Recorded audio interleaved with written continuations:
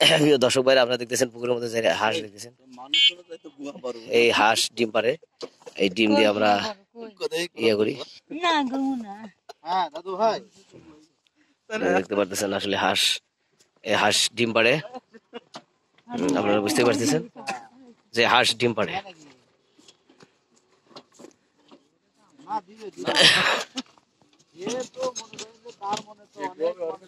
তোমার সাথে আবার নাই কি দেখো, শুরুতে তো আরো গোয়া নাই।